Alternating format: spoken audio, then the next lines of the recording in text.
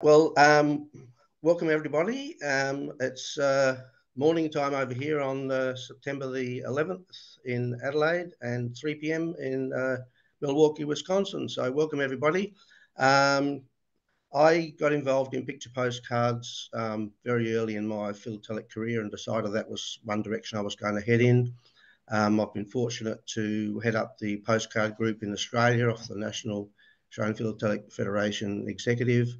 And I've became a state judge, then a national judge, and now I'm an international judge in quotes, and I'll talk about that a little bit later. I've still got to do an apprenticeship, although I was a fully fledged FIP judge while it was an experimental class, but now I've got to go back to go through an apprenticeship as well. So waiting for my first appointment there. I was heavily involved in the formulation of rules and regulations in Australia in comparison with the UK and South Africa. So I'll probably just leave it at that there about myself. This presentation will probably take about 40 to 45 minutes, and we'll have plenty of time for questions and answers at the end. I saw somewhere that you were calling it the Milcopex Postcard Fest, so that's what I've called this presentation. And I saw on your website that you have a good percentage of picture postcard exhibits in your exhibition this year, which is fantastic. I've called it putting postcards in the picture, and the areas that we will go through will be first of all, I guess a definition or an illustration of what is a picture postcard. I think that's a good place to start. And then on the other side of the coin, what is not a picture postcard, and where some people get caught out because they haven't read the rules and regulations. A little bit about the history of the early collecting of postcards and where we've come from over the last 100+ years. Then those that are already exhibiting will have already chosen a subject or topic, but if you haven't, how you might go about that.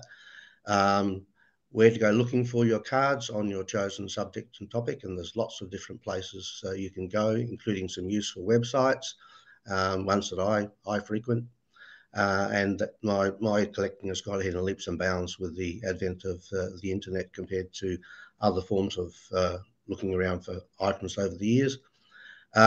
Collecting versus exhibiting, and there's quite a vast difference there, but then from then on, because this is to do with exhibiting, we'll look at those that are serious about their hobby and want to share the information and exhibit. We'll look at the rules, the experimental class as it was up until Congress in Jakarta August last year. So it's just gone 12 months. It's been a fully fledged FIP exhibiting class where you can exhibit in the picture postcard class, and that's becoming pretty much everywhere, so long as it's in the prospectus or the RX for the exhibition or show. Then we'll look at the exhibit classifications of picture postcards, and there's a reason why we use those in Australia for when we have teams, and you have to have 4 people in a team, and they have to have an exhibit in a different class across philately. And of course, our postcard society, if we want to put a team in, most of them are postcard exhibitors. We choose exhibits from different subclasses within picture postcards. And then we'll look at the judging criteria in detail off of the rules and regulations that are on the FIP website.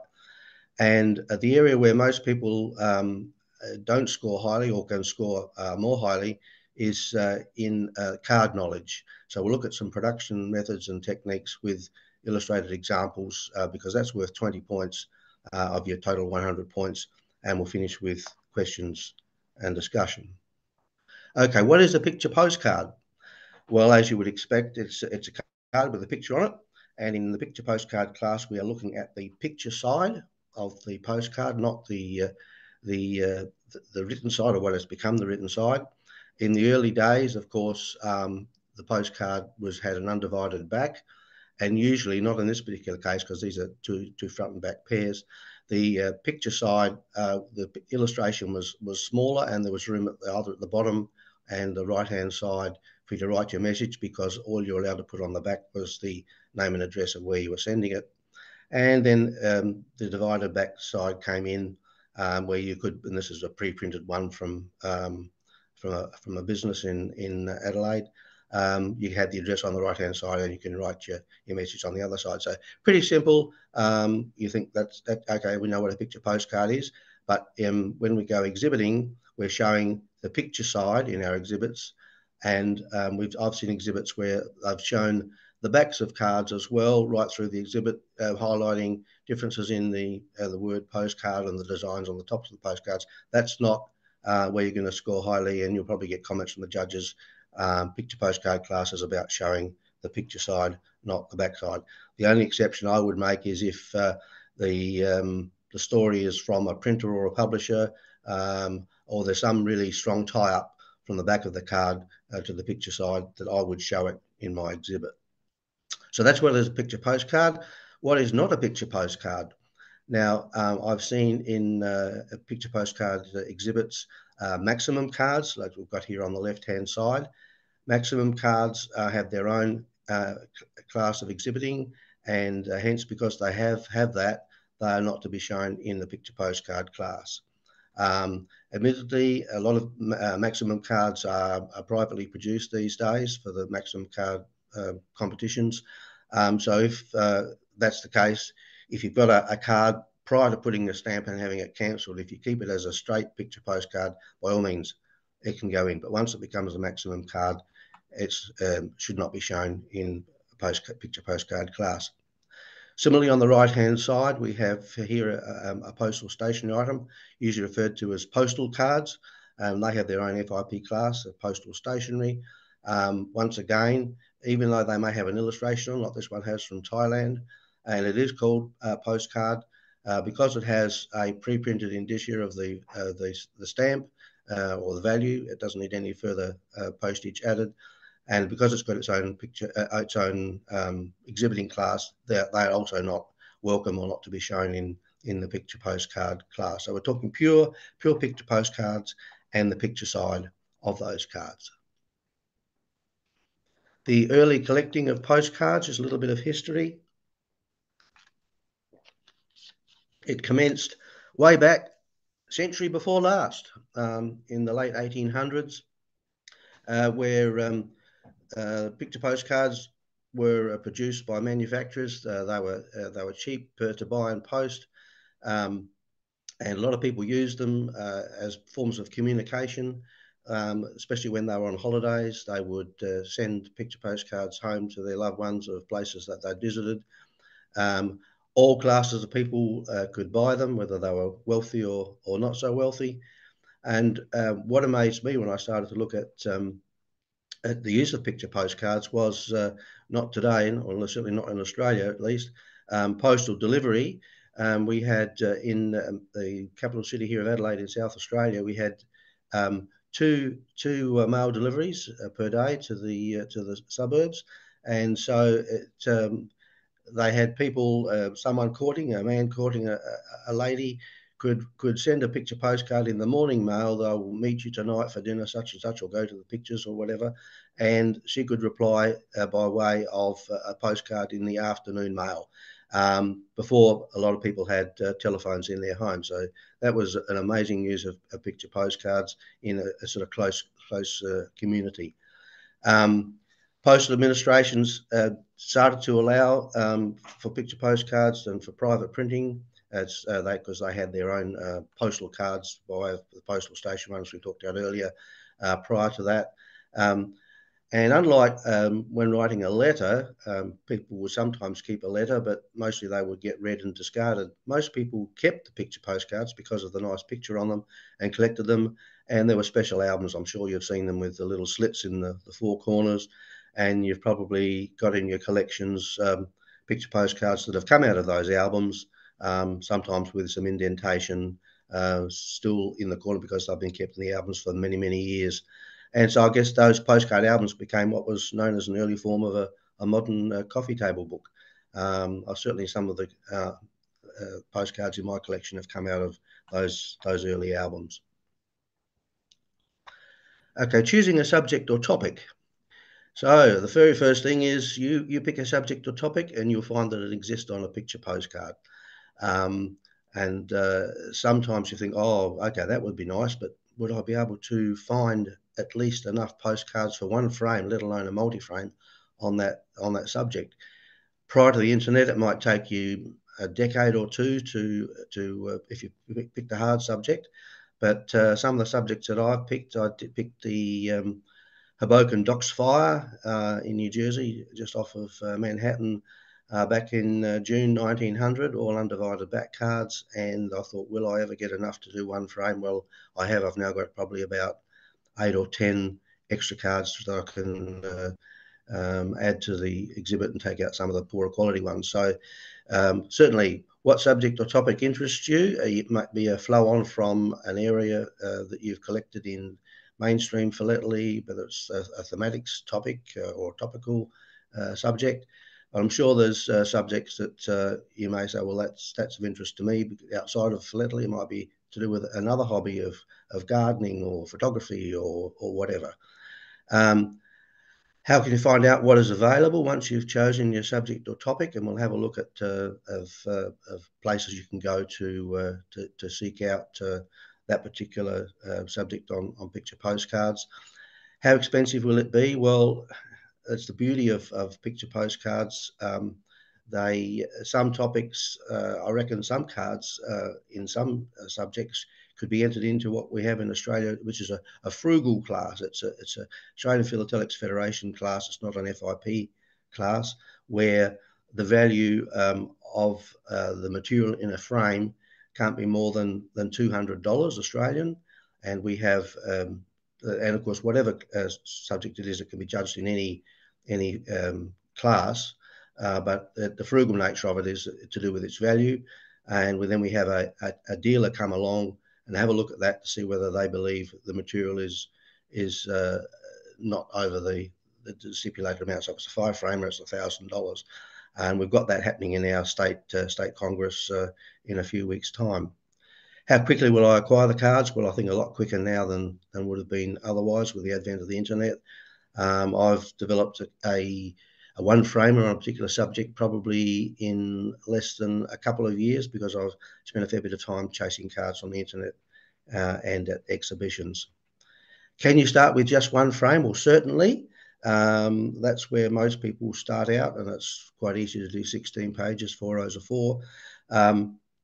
Where you may find, and if you're a novice, we don't penalise a one-frame exhibit if it's deemed by the judging team to be an exhibit that can be shown in more than one frame. But once you become a seasoned exhibitor, we can penalise, and the FIP rules say you can penalise up to 5 points. Once again, we don't take the full 5 points carte blanche. If we believe it's a one-frame exhibit and it can be shown in, say, 8 frames or maybe 5 frames, we might take 4 or 5 points. If it's can be shown in 3 frames, we might only take 3 or 2 points. It's just to let the exhibitor know that that this is probably a subject that, well, we deem it's a subject that can be shown in more than one frame. Hence, it's not a true one-frame exhibit. And do you keep the information secret from others once you've chosen your subject or topic? Now, that's entirely up to you as an exhibitor, but you often find that if, and of course, telling friends or other collectors like-minded material is one thing, but what you found, and this doesn't apply to all traders, but there may be 1 or 2 in the game that once they know that you're collecting that particular subject, that you suddenly find that the price of them has gone up a bit. Okay, they're in to make some money, but just be aware. Maybe keep it a secret until you've got about half to 3/4 of your material, and then make it a bit more widely known if you're starting to then struggle to find the balance of material you need to do your exhibit. Where to go looking for your picture postcards? Now, as I said, I mentioned the internet. eBay, obviously everybody knows about eBay, and you can go in by country, and then there's options to look at what's available around the world, because eBay have now quite a number of websites that are linked. Delcamp or Delcampi is a Belgian website, Sebastian Delcamp. I didn't look to see whether that figure's accurate, but I've looked probably once every 6 months, and there's well over 50 million picture postcards on Delcomp at any one time. For Australia, around about 40,000, but for some European countries, heaps and heaps and heaps, particularly France. Hip Postcard is another one that's got over 5 million listed. Trade Me is a New Zealand website. Now, unless you people know someone who lives in New Zealand, it will be difficult for you to use that one. But New Zealand, for whatever reason, didn't want to embrace eBay, and so they've had their own Trade Me website for quite some time. Australians and New Zealanders can list material and buy material, but outside of that, it's almost a closed shop. So if you've got a friend who lives in New Zealand, can have material posted to that New Zealand address, then on posted back to you. That's a way of getting around it. But I've picked up some nice items on Trade Me from time to time. Old Postcards and World Postcards are American sites, and by subject, they're quite well organised. Heaps and heaps of postcards on those sites as well. And a couple of others that have postcard sections are eBid and Etsy. By all means, if you haven't had a look at some of those, when you get some time, just have a bit of a look around and see whether that website's worth saving. On eBay, you can save favourites if there's someone that lists a lot of postcards, and in particular in your collecting area, so that you can get alerts from them whenever a postcard is listed on with a particular keyword or a couple of keywords on your subject. I often find when I'm searching that like I've got I'm doing haven't got quite enough cards yet, but I'm doing Ships of the Antarctic from the early Antarctic explorers, and I do the word Antarctic with and without the C. Sometimes they spell it Antarctic without the C, and Antarctica with an A on the end. Just think a little bit outside the square as to how people might. Some people don't check their listings before they hit the post button, and the spelling errors. I picked up some really nice cards because of spelling errors, and other people looking haven't found them. As well as the internet, by all means, you've got stamp dealers. I'm sure you'll have some at Milcopex coming up. Specialist postcard dealers, they're out there. Antique shops. Whenever I go on trips, although they're becoming less and less now with the cost of maintaining a shop front as opposed to sort of trading on the internet. But the antique centres, the larger ones where there's multiple traders with stalls, are still a good place to go looking. And what I do when I go visiting an antique centre mainly, or even a large antique shop, is I keep to the left going around, because sometimes they're little rabbit warrens and there's little nooks and crannies, to try and keep to the left so that I don't miss any stalls. I look and make a note. I always carry a little notebook, note of the stall number and the item, go back to the main desk to get them to get the keys to have a look. And I also ask at the main desk, have you got something on such and such? Because from time to time I found that, oh yeah, something's come in, it's under the desk here, we haven't put it out in one of the cabinets yet. So you try and get the double whammy of doing the rounds and then also asking. Stamps and collectibles fairs, as opposed to straight out larger exhibitions. There's always collectibles fairs on here in Adelaide. I'm sure that's the case in cities in America and other countries. Auction houses and getting auction catalogues. We have a few auction houses in Australia that are now starting to cater quite well for the picture postcard collector, and that's another good source. Joining specialist clubs, we've got just pretty much a postcard society existing in each state of Australia now, and they're affiliated with their state philatelic councils, and then with the Australian Philatelic Federation, and on to our Continental Federation and the FIP. So they get the benefits of being affiliated clubs. Specialist magazines. There used to be the Picture Postcard Monthly, a very good UK magazine that came out monthly. That's now changed its name to Picture Postcard Collecting. There's 11 issues a year. There's a a 2-month one that comes out over Christmas, New Year. Lots of articles in there. Our Postcard Society has now been able to almost get a complete collection of the magazines for our club library. We bought a lot of back issues off of the people that ran Postcard Monthly before they sold out to the new owners. And of course, other collectors. And I'm sure you do this at your exhibitions, but if I find something that I know someone's collecting on a particular theme in a shoebox or something at a dealer's, I'll put it to the back of the box, and then when I spot them elsewhere in the exhibition hall, or the dealer's hall, say so and so, come along over here. I think I've found something you might be interested in, and sort of help one another out in that way as well. Collecting first versus exhibiting. Well, we all start out as collectors, some with a view to going on to exhibiting, and others not so. As a rule of thumb, for every 50 members of a stamp club, you might have 10 that say, yes, I'll put up a display at a club meeting, or maybe at a state congress or state show. Of those 10, maybe 5 go on to exhibiting at a national show, and of those 5, maybe 1 goes on to exhibit internationally. That's just a very broad rule of thumb, but you see we're sort of talking about the top end of collectors in general that really want to embrace exhibiting. So as a collector, you can do your own thing. You can collect anything and everything, crossovers or go-withs with another hobby. I have my match striking postcards and postcards of match factories, which I exhibit in picture postcard class and I've done so at FIP exhibitions.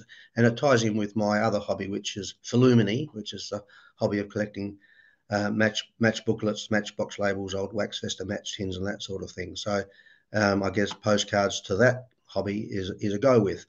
So collecting, do your own thing. There's no right or wrong way. You can put up a display at a club meeting on Hagner sheets with or without a write-up. It's entirely up to you. You can do handwriting, whatever you want to do. It's entirely up to you. But once you cross over and say, well, I'm going to put an exhibit together, then that's an entirely different kettle of fish.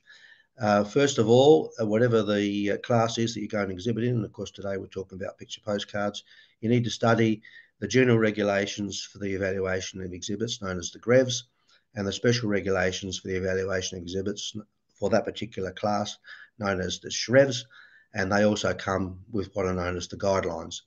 And those specific to picture postcard class are on the FIP website. I noticed that they haven't actually put them back. They're on the same screen as the rules or the GREVs, SHREVs and guidelines for the other classes, but they're all listed on the left-hand side of the sub-page on the FIP website, and the 2 for picture postcards are still listed down on the right-hand side. I think that's sort of a throwback from the fact that they're now a fully fledged class, but they haven't put them back in with the others. But they're still there, and they're only just over 2 pages each, so they're not too verbose compared to some of the other philatelic classes, like thematics in particular. So there's a discipline. You need to follow the rules as laid down. And as I suggested to a lot of people, and I've mentored a couple of people, is to start out at a state or national level exhibition and take it from there. So from now on, we're going to look at the exhibiting side of picture postcards as opposed to purely collecting picture postcards. So this is where the picture postcard class has come from. It was a class at national exhibitions in a number of countries. I think it's probably on the next slide. We'll see the number of countries that had it as one of their classes. But there was always those that were wanting to see it. I was always classed it as a poor second cousin to mainstream philatelic classes. But now it's a fully fledged FIP class, and it's taken since Finlandia in 2017 until Congress in Jakarta in August last year, 2022. It's taken 5 years, which is probably pretty quick going compared to, I think it happened a lot quicker than Open Class did, which was the one prior to it. And the one that's they're looking at now is first day covers to become an FIP experimental class. So I was fortunate to be chosen to judge in Finlandia 2017, which was a FIPA show. It was the first international show to have picture postcards as a class. And you can see the picture down there of me judging with Bengt Bengtsson from Sweden. We had a huge number of picture postcard exhibits to judge over 3 days. But that was first time I judged internationally. Actually, it's the first and last time I've judged internationally, but that's another story I'll get onto in a moment. And at the end of that show, or prior to that show, I should say, Bernie Beston, who was FIP president at the time, said, I want you to write a discussion paper for the FIP board with a view to picture postcards becoming an experimental class, which I had done. I drafted it and bounced it off Bernie. And then the last couple of paragraphs were added after the Finlandia show, because FIP board were meeting immediately after Finlandia in Tampere, where the exhibition was, and that paper was discussed. Second paper was done after that in terms of how would we get some qualified picture postcard judges into the FIP arena, maybe some by the grandfather clause. And that's taken twists and turns over the last 5 years as to how that should have come about. We had shows where they were judged by non-picture postcard exhibitors, but they were judges, but they were FIP qualified judges who had picture postcard exhibits at national level. So the Shrebs and guidelines were developed, and they were based on the best of New Zealand, Australia, UK, South America. I'm not too sure whether the US or Canada were included in that. I wasn't involved in that, other than I provided what were our rules from Australia. And then the guidelines, that's the first time the clock's chimed. It doesn't chime overnight, fortunately. It stops at 10 p.m. and doesn't start again until 6 a.m. So sorry about that. So guidelines were developed, and the special regulations, as I said, both of them are just over 2 pages long, so not that hard to read. And who will judge your exhibit? Well, nationally, we have qualified jurors in the picture postcard class. I see for Milcopex, you have 2 of your 3 judges are qualified postcard judges. Liz Hissey, whom I know, is on the list. I see is probably the team leader for your judging team, as her name was listed first. And then internationally will be by qualified jurors. And we do have 2 recently appointed at the Cape Town show last year. Was Jeff Long from New Zealand, who also did a seminar, a FIP qualifying seminar on postcard class, and also Sita Ritalaxo from Sweden, and they're now both fully fledged FIP picture postcard jurors. I was appointed. I had a letter appointing me as an FIP postcard juror while it was an experimental class. Now that it's a fully fledged class, apparently I have to go back. The grandfather clause won't apply, and I'm waiting for my first apprenticeship, I believe, maybe in Phila Korea next year. That's what I've heard. So we'll just wait and see. Where can you exhibit in the picture postcard class? Well, as I said, prior to it becoming an experimental class, it was included in the prospectus of Australian shows, France, New Zealand, South Africa, Sweden, United Kingdom, and United States. And then when it became an experimental class, we had, well, prior to experimental class, we had Finlandia, as I mentioned. Then as an experimental class, it was in China, Singapore, both in 2019. Then London was to have happened in 2020, but of course COVID sort of upset a lot of the exhibitions for the next few years. So London 2020 became London 2022. There was the Canpex, which was the big 400 frame, one frame exhibits in Canada, and then Liebrecht was held last year as well. I exhibited picture postcards in China, Singapore, London, Canada, and Liebrecht, and I've also exhibited in Cape Town and New Zealand this year. And then you can't exhibit, of course, and judge at the same time. So I just held back to see whether I'd get a Guernsey for Thailand, which I didn't. And as I say, Firo is happening in Europe next year, and also Philocrea. So as I say, hopefully I'll get a Guernsey in Philocrea, because we certainly need more FIP picture postcard judges than just the two that we've got at the moment. Picture postcard exhibit classifications. Now, there's basically these five. Topographical, as you would expect, is a geographical study of a place or places. One that I was really taken with was a one-framer of a picture postcards of scenes of buildings in a particular town, and each page had two postcards on it, and a then and now shot.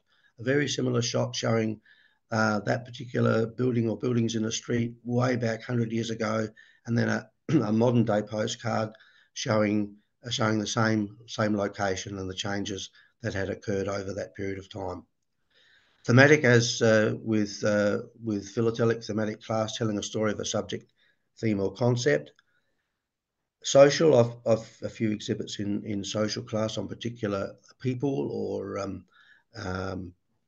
that sort of thing, or a social subject like Christian Endeavour is one of mine, and Independent Order of Racobites, who were a friendly society, fit into that subclass of postcards. And then modern, which covers any of those. Sorry, I missed classification, which is to do with the publisher, the producer, the photographer, and also perhaps the printer, if that's different to the producer. And Jeff Long's got a fantastic 8-frame exhibit on Wilson, the photographer who was prominent in New Zealand back in the early 1900s. So that's by classification. And then you have modern picture postcards post Second World War, and that material can be on any of the above classifications. So in any of those, and of course, the last dot point there, which I'll cover now, is those sub-classifications in picture postcard class are not judged any differently. They're just there for definition of a subclass. And as I say, in Australia, we use them for we're putting together a team and a competition team, one club judging against another club, a team of 4.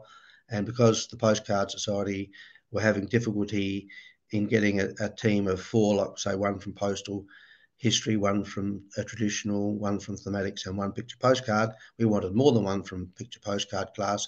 We can have a team of 4, one from say topographical, one from thematic, one from social, one from classification. Normally we have 3, and we have 1 from one of the other philatelic classes. So that's helped us to get a team together for our state Congress competitions. Now, in all of those classes, the second to last dot point is permissible in all of the above classifications to show other material to complement the subject. So you can have photographs that are not on postcard stock, so they're not a real photographic postcard, newspaper cuttings, menus, a cigarette card, a ticket to a show in a building, so long as they tie in and complement the subject being shown, and also that neither numerically nor in area more than 10% of the postcard shown. So that can help. I've seen some exhibits done with some of that other material included. In New Zealand, Jeff Long, I keep in touch with Jeff, and they're experimenting this at that national level for their national shows with having something similar to open, where in open class in philately you can have 50. You've got to have at least 50% philatelic material. Can be more, can be 60% or whatever. But your non-philatelic material has to be a significant percentage as well. So the rule of thumb is 50-50. Don't go more than 50 with non-philatelic, and you've got to have variety in that other non-philatelic material as well to help you score well. He's coined the phrase of an open picture postcard exhibit, where he's encouraging more than that 10% of material in a picture postcard exhibit. But of course, that's not happening at the international level at this stage. We're just happy that postcards are there as an FIP class, but he's experimenting with that in New Zealand. I think that's probably because he's got quite a few non-picture postcard items that he wants to include in one of his exhibits. But we'll see where that takes us. That's just a watching brief on that at the moment from my point of view. We'll now have a look at the judging criteria in detail that your exhibit is judged against by the team of judges. And this is pretty, when postcards came into to become an FIP experimental class, we had to align the judging with the way all of the other classes are judged. And that's pretty much how this has come about. So presentation is 5 points, idea and plan is 10, and they're grouped together on the feedback sheet or the scoring sheet. Treatment, 20 points. Knowledge and research is your 35, but in picture postcards, we break that down into 15 points for subject knowledge, 20 points for cards knowledge, and then you've got condition and rarity, which is your standard 10 points for condition, 20 points for rarity as per the other exhibiting classes. So we'll go through each of these just briefly in terms of some dot points before we get on to some looking at card knowledge in particular. So presentation, 5 points. Usually this is, if I'm leading a team judging picture postcards, which I'll be doing in Perth at our national show in November. I'm jury secretary, but I'll be doing one judging round, at least in the first round of judging. This is usually the first thing that judges look at, is the overall viewing impression of your material in the frame or frames. So stand back, have a look how it all stacks up, and the things and you should be able to get your 5 points. What I do is I never give less than 3 points.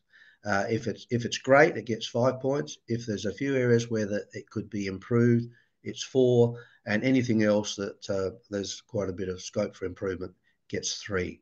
I'm not ruthless, and that's how I like to score presentation. As I say, it's the first thing that is usually done on the score sheet. And the things that go towards the presentation is its tidiness, cleanliness, clarity and balance. And one thing to watch there is what they call tram lines, where you've got two cards, two landscape cards straight underneath one another, page after page after page after page, rather than offsetting them a little bit to the left and to the right. If you're using single pages, it's easier. If you're starting to use double pages, your A3 size page, you can vary the layout. The text and layout to complement the cards. What's the balance of text versus cards? Are the pages congested with too much write-up? Are there pages with just one card and lots of write-up, or lots of white space? Is the subject and card knowledge, which we cover in knowledge and research, are they easily distinguishable? And I use a different font for one from the other, so to help the judges. And is it innovative presentation? Is it like, oh, I'm going to give a 4, but it's no, I think I'll give it a 5 because it's quite innovative in the way they've gone about it. So they're the things that we're looking at in the presentation. As I say, looking towards getting your 5 points in that particular criteria. Idea and plan, as I say, that's 10 points, and that's added together with the other 5 points. Now, your exhibit should have a plan on the title page or front page, or at least an outline of the exhibit. I haven't mentioned the synopsis because we're not,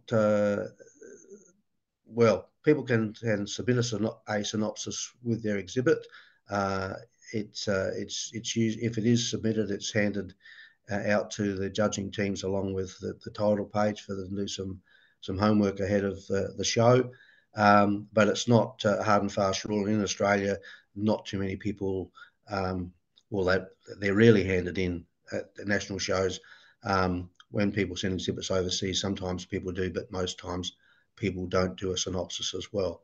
But the idea and plan, we're talking about in the exhibit itself, and is the title that's chosen on the title page, is that what is actually being shown? You can have a title, you can also have a subtitle, and is it attractive in appearance, and is the write-up concise? Originality should be rewarded, particularly if it's a novel way of tackling a subject, or there's some personal research there. Also, is there a bibliography and or references at the bottom of the title page?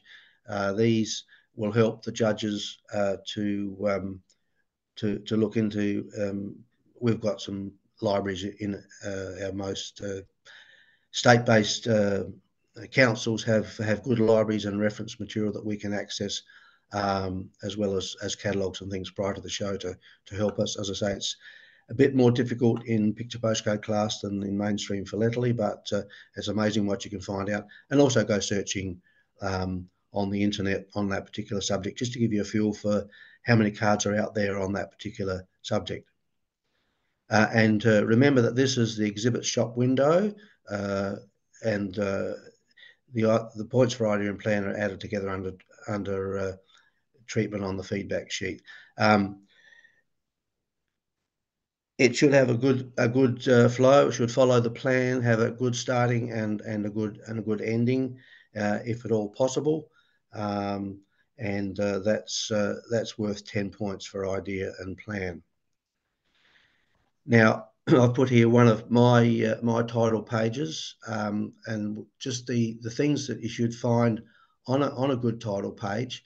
So this one has a heading, so it's got a title, it's got a subtitle, it's got a brief introduction in 3 short paragraphs to the exhibit. It's got a plan by way of what's shown, the subclasses of match-related picture postcards in the 8-frame exhibit. There's a statement as to how rare or scarce cards are shown, because you need to show rarity, because you need to show the judges that you're knowledgeable as to what you consider as rare or scarce. And I'm using a flaming match symbol alongside of cards in my exhibit that I consider are rare or scarce.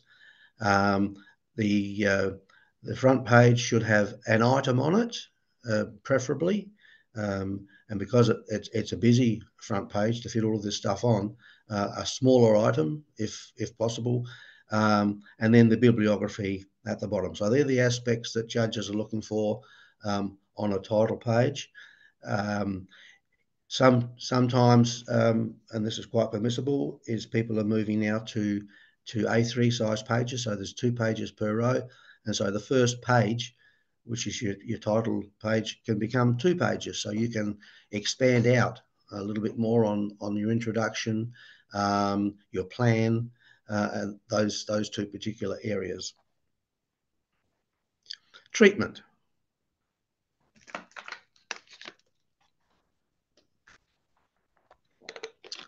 Worth 20 points.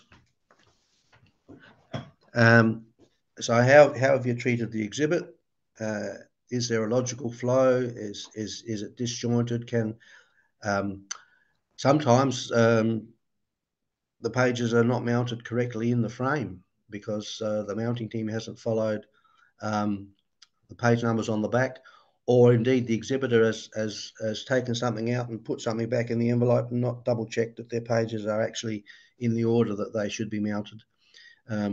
I had one case, as a commissioner, you're supposed to go around and look at the exhibits in the frames before judging commences. And one international exhibition, we had to hand them into a mounting team one whole page in one. This was in a traditional entry. It was all stamps.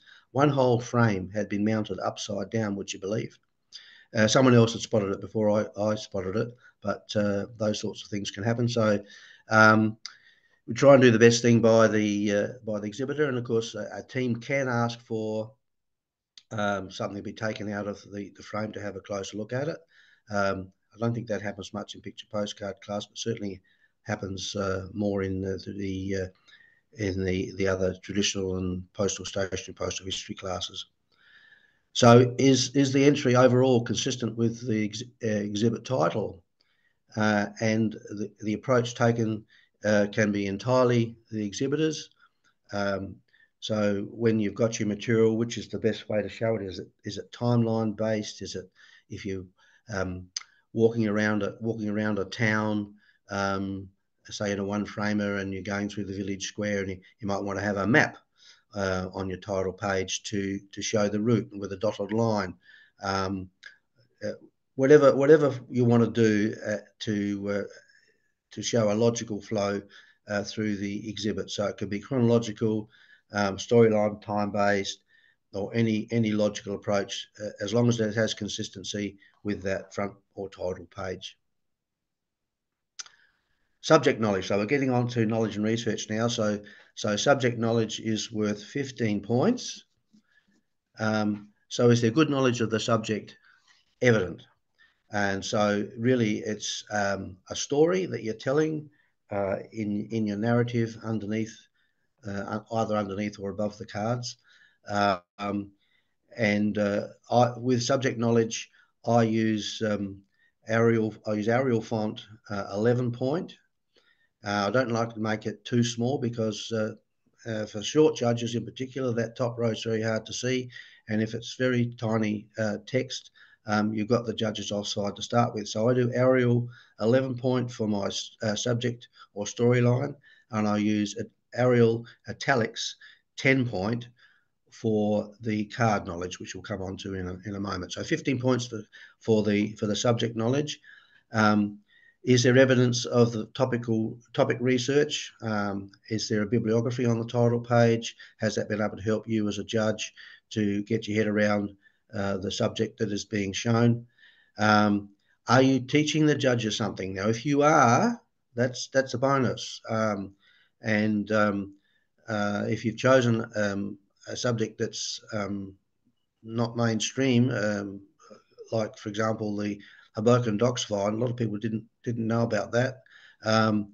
It may score you or get the judges, I should say, into a good frame of mind that they will spend the requisite, and they haven't got long to judge exhibits on the floor to get around to see everything and do everyone justice.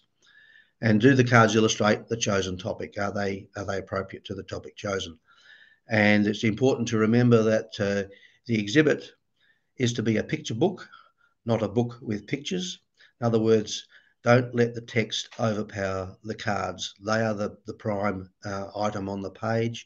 And so sometimes I'll write that using Word or something. I'll write out the text and then play around with the text. And you can probably say the same thing in 15 words than you had before in 20 or 25 or even 30 words by just playing around with the text. So just watch that the text doesn't overpower the cards. And particularly, I've seen exhibits where there's one postcard on the page and the rest is full of text, and so that it's just overpowering the card, and there should be two cards on the page anyway, talking about a standard A4 page. So points for subject knowledge are included with your cards knowledge on the feedback sheet. We're calling them feedback sheets in Australia now rather than critique sheets, because the critique sheet terminology was, I guess, perceived as the judges being critical in giving a critique, whereas what we're trying to do is to encourage the exhibitor to exhibit again, giving them some feedback and tips to improve their exhibit, to get them from one medal level up another medal level or two. Cards knowledge, the other part of knowledge and research in in the picture postcard class and is worth 20 points. This is an area where, by and large, a lot of exhibitors could gain more points because what the judges are looking for is information about the card that's being shown that is not available necessarily on the card itself. You can pick up some information from the back of the card, but we need to know printing processes and techniques as well. So you're expected to show cards knowledge, and as I said, I use a different font. I use italics and separated by one line under the subject knowledge on the cards. I think the next slide will show an example.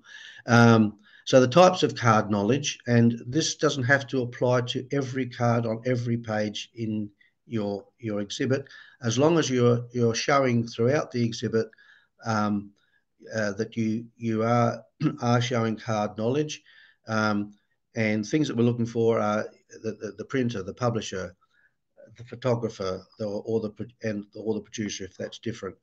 Some information which will score you extra points if you can find the information is when was the card produced or issued.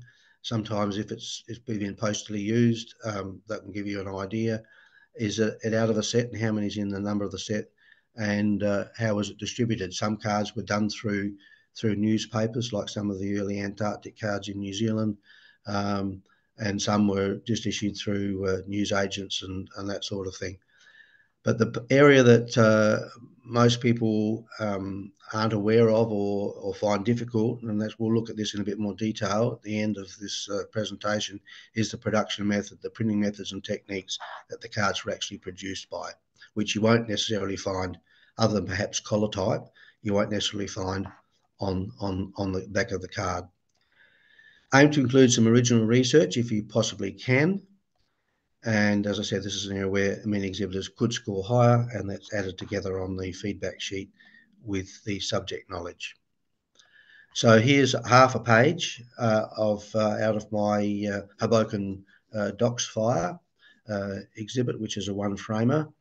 So we've got 3 lines of text there at the bottom, which is talking about the subject knowledge or the storyline of that card that's shown there. You can see Manhattan across the Hudson River, and you can see all of there's quite a few, 1, 2, 3, 4, 5 ships all docked at the piers in Hoboken.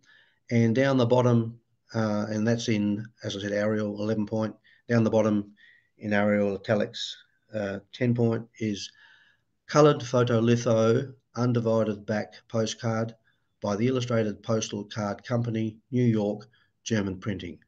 Now, off the back of that card from memory, I would have picked up that it was done by the Illustrated Postcard Company and that it was printed in Germany.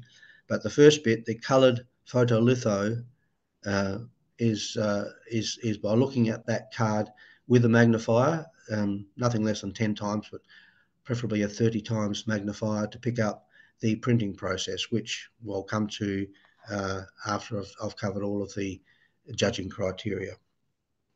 As I say, that's an area where 20 points are to be had, and if you can show the judges your card knowledge, you're well on your way to scoring highly in that category. Condition. How often have you seen a card where someone's ripped the stamp off and in some cases just totally destroyed the card by cutting the corner to save the stamp? So condition, 10 points. So what you're looking for in your exhibit is the best possible condition of the card given its age and scarcity. So old cards obviously that have been through the mail, and not inside an envelope, perhaps have been stored in a book or if been handed around, can sometimes be in less than perfect condition. But you're looking for cards that are free from stains and creases. They haven't been cut or trimmed, bent corners, fading pinholes because they've been pinned up on a board or whatever. You're looking for cards in really good condition. So you would expect that modern cards should be in perfect condition. because they haven't been around as long as some of the classical material. So you need to give, the judges need to give consideration to the age of the card and that sort of thing as well. You might see a card in an exhibit that it's not, you put it, say, about 70% in condition, but the exhibitor has said, has highlighted as a rare card, and as the only one that there's no other one known, or it's in another collection, and they haven't come across a second one in 30 years of exhibiting. So you'll probably give them benefit of the doubt. But postal usage or writing on the front of the card is permissible, particularly in the old undivided back cards, because that's where the sender was only allowed to write their brief message. As long as it's not too overpowering. Sometimes you see cards where they've written every conceivable. They've written tiny, and they've written over the picture as well, or into the picture. I wouldn't use a card that has been, I would say, defaced to that extent. But certainly writing is permissible on the front of some of the early cards, and certainly I've got some of those in my exhibits. And so all cards are, I guess a summary statement, all cards are expected to be free of major faults. Now, I guess the rule of thumb is classic material versus modern. Classic material, we would expect, the older material, you expect to score lower in condition than modern material, which you would expect to score higher on the scale, because their condition is expected to be almost as new. But the opposite will apply to those cards in the category of rarity. So rarity, 20 points, same as in all the other exhibiting classes. So we want to see some rare material in an exhibit, and we want to see that highlighted, and how it's highlighted explained on the title page. I've used a rubber stamp for one of my exhibits, actually for several of my exhibits now, a symbol for a primary producer.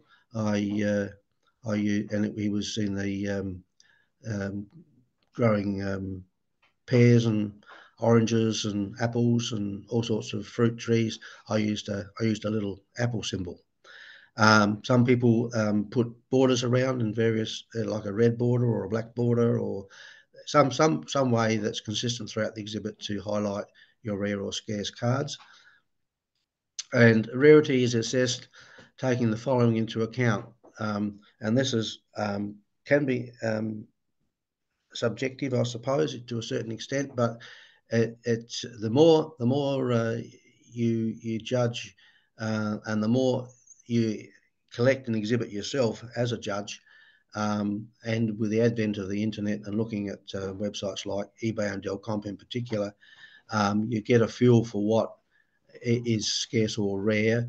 Value is not necessarily an indicator of rarity. It just could be that a particular subject is in great demand, but there's a number of cards around, but they command a high price because everyone's after them.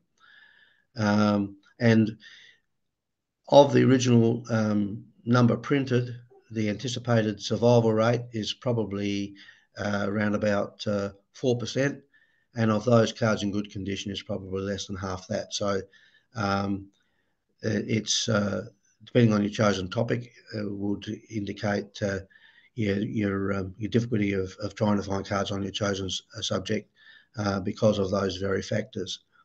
And as I said, popularity and collector demand can also play a part. So the opposite to the coin in rarity is the classic material you would expect to score higher than modern, because the modern cards, by and large, aren't as rare. Although having said that, try and find some cards in, say, the old 3.5 inch by 5.5 inch format in the 1960s and into 1970s period can sometimes be difficult. because by then the heyday of collecting postcards was over. People would read them and not keep them and throw them away. So, but by and large, yes, it's the opposite side of the coin with rarity as opposed to condition of classic material versus modern material. And the points for condition are included with rarity on the feedback sheet. So they're all of the criteria that are used to judge a picture postcard exhibit. And as I said, the card knowledge, which is worth 20 points, is where people can gain extra points if they are able to show card knowledge over and above what can be gleaned from the card itself. So the production methods and techniques of printing picture postcard, this is probably a subject in its own right and could be a complete workshop with use of magnifiers and cards of all different types. But just keeping it as simple as I possibly can, you have real photographic postcards, or RPPC, as you'll see them referred to. Silk, and there's two different types. Recess printed, which includes intaglio and gravure, and then the lithography, of which there are three main types, and this is where you need the magnifier, and then letterpress printing half-tone block. So I've got some examples of each of these. So we'll start with the real photographic postcard. This is the easiest. It's printed on it's printed on postcard stock because it's thicker than an actual photograph that you would have in a photograph album. But the picture itself, you can easily detect that it is a photograph. Most of them are black and white from the early days, but you can also get colour tinted real photographic cards, where the art of colour tinting a photograph was done in the early days, and so the real photographic cards are quite easy to identify, and by all means annotate that under the postcard. If you've got an exhibit of, say, predominantly real photographic postcards, but then you've got some other types in amongst it, it would be quite permissible, rather than put real photographic postcard under just about 80 or 90% of the exhibits in your exhibit, to say on your title or plan page, all cards in this exhibit are real photographic picture postcards except where otherwise annotated. And then that'll save you a little bit of text. And then under the real photographic postcards, you can put something like color tinted, or you might not even want to put a comment. You just give you an extra line for your subject knowledge. That's quite permissible, as long as you're showing card knowledge and how you're showing it throughout your exhibit. The silk cards, silk postcards can be woven like this one is done with a machine, or they can be embroidered where they're handmade. So once again, these are easily determinable between the woven, which is the fine, but you'll find some embroidered ones are very fine as well. This one looks more like it's not as fine as some of the early First World War ones, although looks like the little flags are a lot more detail. But once again, they're easily determinable, and by all means put that down underneath the card. That's showing that you know card knowledge. Recess printed, not too many. Well, there are cards around, but they're very early ones, and these are made up of either vertical and or horizontal lines. And under a magnifier, you can pick up that they are lines as opposed to dots. So your recess printing, intaglio, gravure, and if you come from traditional philatelic areas, you'd be already aware of how to look at the printing processes of postage stamps. So looking at lines with recess printing, as opposed to dots with the lithographic cards. Now, the first one is the photolithographic card, and if you looked at this card, you can probably just start to see some of the dots showing up, but under a magnifier, even a 10 times magnifier, you'll see that this is made up of thousands and thousands of tiny little dots. So with lithographic printing, we're looking for dots, and you'll find them on coloured cards and on black and white cards. The difference between photolithographic and chromolithographic is that the dots tend to join together and become larger dots, or stippling, or what we call the sort of blotchiness in the actual design. And chromo means color. So chromolithographic is a colored card where the dots are starting to form into clusters. That's probably as simple as I can keep it. Once again, that you can easily detect that with a magnifier. Collar type, and most collar type printers tended to put on the back of the card that it was collar type, but collar type is also a photolithographic, is a lithographic process. They're made up of dots, but the dots are that close together that it's very hard to detect, even with a very high-powered magnifier. So, as a rule of thumb, what I say is if it looks like if it looks like a photographic postcard, but it's not glossy, it's probably collar type. It's got a matte finish, and you can't detect the dots. You'll also get collar type. That's the same image as that last one, except it's been color tinted. So that's a color hand tinted collar type picture postcard. So they will exist as well, but mostly collar type are in the black and white or the sepia tonings. Letterpress halftone blocks, the last one to look at. Here, once again, there are dots, but the dots are quite probably only 150 dots to the inch instead of 300, 500, 600, whatever. And you'll find you can, under a magnifier, you will be able to detect that it's made up of dots, but they're more widely spaced. If you get it wrong, as long the judges haven't got time to go along with and you rarely see judges with a magnifying glass anyway, as they look and see, oh, is there card knowledge? Oh, yes, I've said that one is a letterpress halftone block. It looks like that's pretty right. It might be collar type.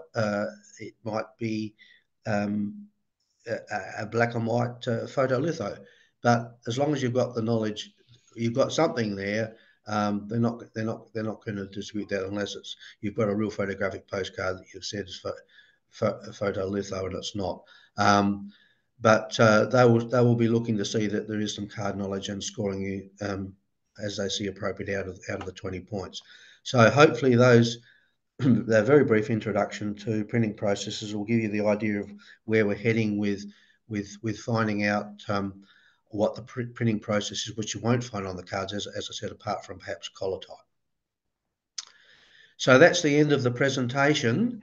So if you've got any questions or you want to discuss various aspects, now's the time. So I think what I'll do now, how do I, Colin, get back out of sharing screen?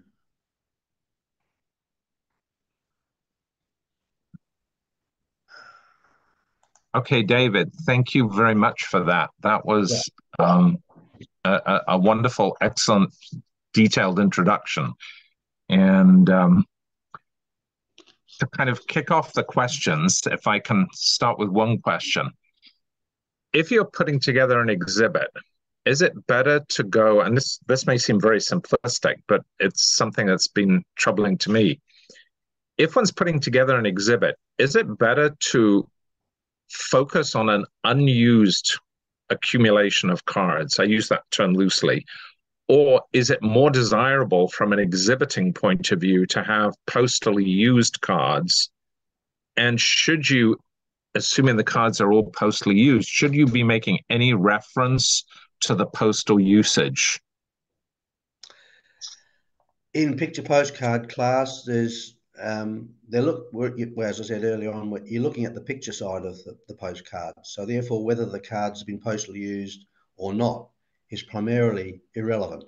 You're looking at the picture postcard size and telling a story from those picture sides. Now, having said that, if you had uh, real photographic postcards that were produced by a well-known photographer, and they had used some of their cards to write to their sweetheart or something or other, and you had sufficient cards to tell a story to do with what was written on the back of the cards because they were postally used, you could frame an exhibit around that.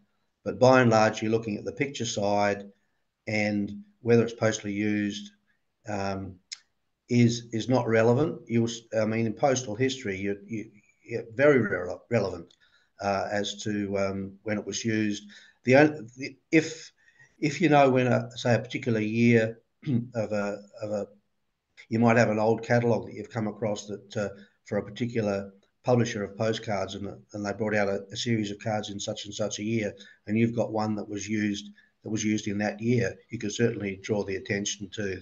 You're showing the picture side, but you could say postally used in the year of issue or something of that description in your narrative. Yeah. Right, right. So, other questions for David? Yeah, I've a few, if I may.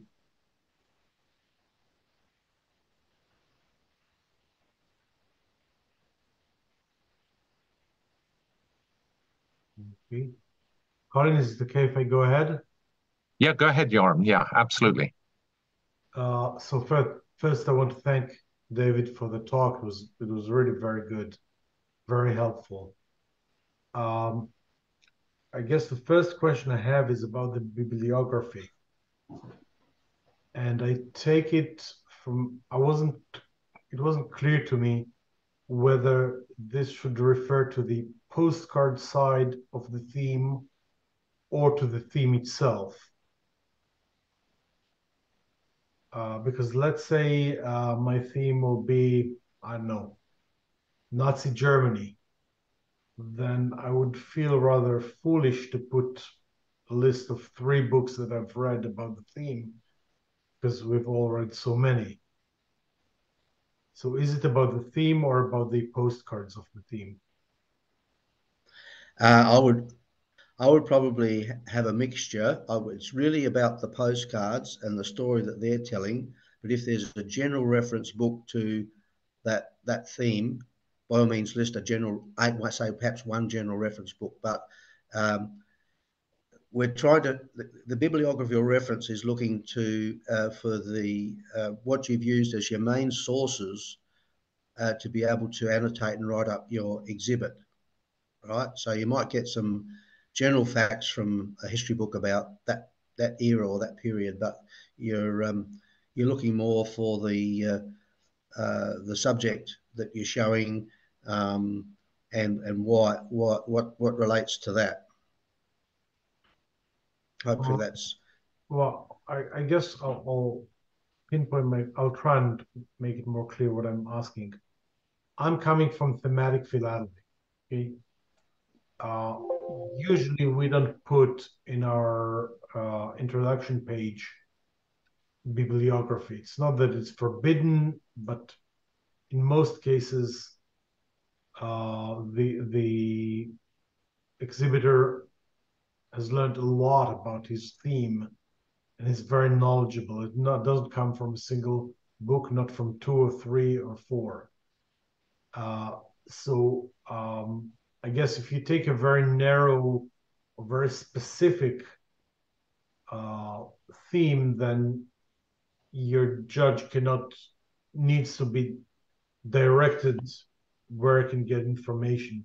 But if it's a very general theme, like, I don't know, World War II, well, I'll feel rather foolish to put a list of, references to World War II. Yeah. I think you have to be selective. I wouldn't go overboard with listing, 10 or a dozen things. I try and keep it to maybe 5 or 6 at the outside. But what do you consider is the most relevant that's helped you as the exhibitor to put that exhibit together, that is also going to help the judge to do some preparatory work that will then help you to get a higher mark, because they feel that they're now prepared as best they can be once they go in front of the frames to judge your exhibit. Okay. Now, I had a couple of questions regarding to your very early slides. One of the first slide, you showed the front versus back, and you said, I'm interested in the front of the postcard, not in the back. Mm-hmm. Now, I could think, well, something, from one of the projects I work on, sometimes the critical information for the theme is on the reverse side, not the front. So let's say, I'll give a specific example. I have a postcard that was issued by a hotel somewhere. And on the front, it shows a picture that is, I don't know, the city or whatever. But on the back, you would write, issued by, I don't know, the Hilton Hotel, the best hotel in, I don't know, this town, equipped with running water, something like that. Would this merit, a very unusual usage of putting the backside as the main side? Well, if it's part of your storyline and it's important, there's probably 2 different ways you could do it. You could do it like, say, in one of the mainstream philatelic, say, postal history, where you show the front of the picture postcard as it is in full size, because it's the actual picture postcard, and then you put a reduced, say, 75% illustration of the back alongside it. But you would still need to bring attention to that fact in your text, in your storyline. So you could do that, or else you could just say the back of the card announces that this hotel is the first one to have, plumbing installed or whatever.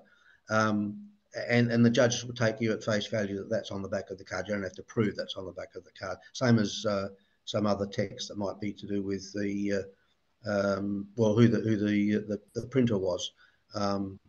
They're taking you at face value that is correct. But if as long as it's not overdone, I would try it. I mean, judges aren't infallible, and you might get one judging team that says, "Oh, I don't do this," and then always suggest you do such and such.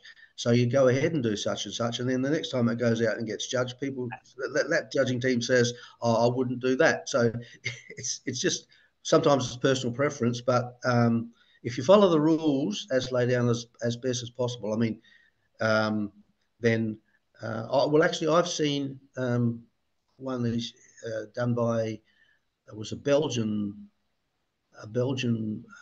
printer that had done different things on the backs of the cards, and so that person had the whole exhibit was showing the front and the back of the card in reduced, similar to, say, postal history. So I think that would be, if it's very important to the storyline right throughout the exhibit, then that's the best way you could be able to handle that.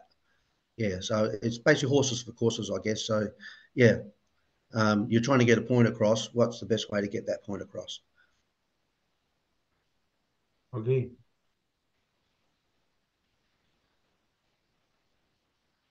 Okay, anyway, just very good presentation. I particularly liked the part where you discussed the production process, because I agree that's where most collectors lack knowledge, and thank you for pointing that out. Yeah. The other thing I will say is that on the FIP website, there is an excellent PowerPoint presentation that's done by Jeff and Jenny Long. I mentioned Jeff's name earlier. It's the presentation that he did in Cape Town as an FIP qualifying seminar. And to become an FIP judge, you have to obviously be an exhibitor and got a good medal level, but you also have to attend an FIP qualifying seminar. And it's you obviously don't get the benefit of, like, this has been recorded, so you get the voice with it, but you can at least have a look at the slides. It's one of those PowerPoint show presentations, and be worth just having a look at that. You know, pick up some other pointers. I know he goes into detail about what is and what isn't a postcard.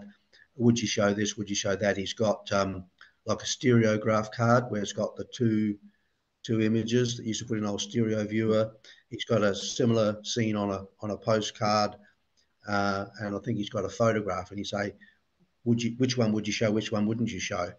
And I think his general consensus is, well, you've got all three, and you're showing knowledge by knowing that all three exist. Show all three on the one page. It's, yeah, not overdoing it. You're just showing it once and showing the different media in which this scene was available. Right. Well, I think I agree with Yoram. I think one of the hardest things for any exhibitor is having the knowledge about the cards, the production, who produced it, where and when. And a lot of times the sources are just not available to find out, you know, a lot of the background information. And, you know, if you choose a really obscure topic, the information about the cards is also going to be very hard to find. Yep. And, well, yes, David? It's a difficult thing. Yeah, that's right. Yeah. Well, David, you can now go get your morning coffee. Yoram, you can now go to sleep. I should say that the most disturbing part of the presentation was when the 6 o'clock thing rang. The 6 a.m. 6 a.m. Yes, 6 a.m. The thing that you consider it normal to have something ringing at home at 6 a.m. Yeah, but, well, it's the problem of trying to straddle different time zones. I mean, we have the same issue with the Rhodesia Study Circle, where we have a lot of members in Australia. Then we have California, we have the UK, and trying to find a time of day that kind of works for everybody is always very, very difficult. And so this was a good compromise. So David, thank you. I'm going to stop the recording.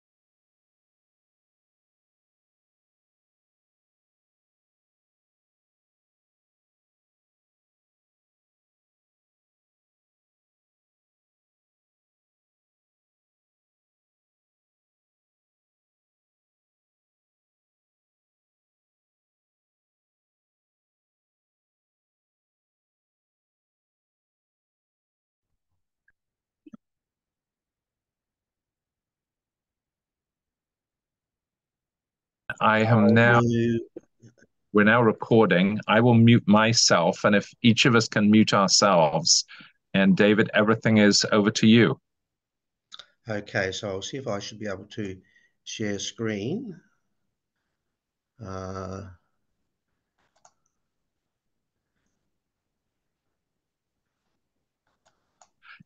green button in the middle at the bottom. Just a minute. Yeah, I've got that, share screen. Then I've got, there's supposed to be a share. No, it's not coming up. Microsoft Edge tab. Window. No, there we go. Share. Try that. Have you seen the? Yeah, right. We've got your screen now. Thank you, David. Okay. We're there. Right.